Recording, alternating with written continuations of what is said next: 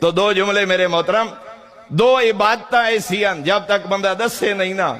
کہیں نو پتہ نہیں، روزے دا کہیں نو کہ پتہ، بلکہ کل میں ایک جملہ پڑھ دیا میں، یا ایھا الذین آمنوا کتب علیکم الصیام، اے ایمان والے تواڈے تے روزے فرض ہیں، تلے اس بندے جملہ لکھ کے روزہ رکھنا فرض ہے، دوئے کو پوچھنا فرض نہیں بھئی تے رکھے یا نہیں۔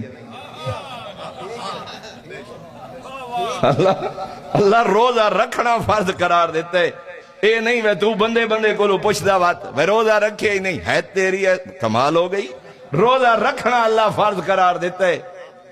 دوئے کو پوچھنا اللہ فرض قرار نہیں دیتا۔ وہ صرف پوچھدا ہوئے جڑا دسیندا ودا میں رکھی ودا،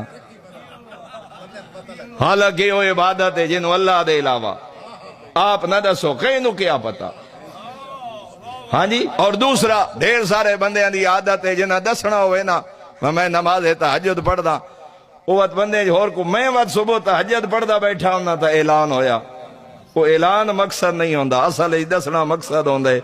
میں اس لئے مصلی عبادت تے بیٹھا ہوں۔ حالانکہ ایسی ہیں دو عبادتاں تنہائی دے عالم میں